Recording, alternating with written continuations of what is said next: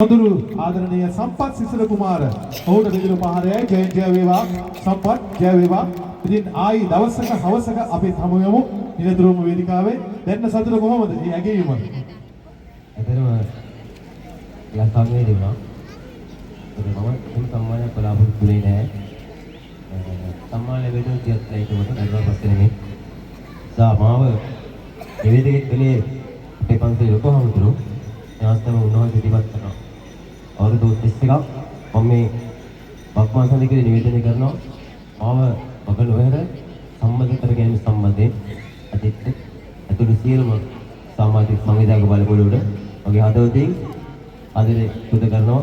ඒ වගේම තමයි මගේ ටේක් ස්වීටන් තව හැමදාම මම වගේ කරනවා මගේ දැක්ක කරවන්න. ඔබ අපගේ සහෝදර නිවේදකයෝ මට හම් වෙලා දෙනවා. විශේෂයෙන් අද යවරෝ වසර 31ක් තරම් දීර්ඝ කාලයක් පුරාවටම ස්වාමීන් වහන්සේගේ ලැබුණු ඒ ආශිර්වාදය එකමුතු කරගත් සංනිවේදනය හා එකමුතු වුණු සම්පත් සිසිල කුමාර ඔබට ජය වේවා. එවනම් අපි සූදානම් මෙතෙන්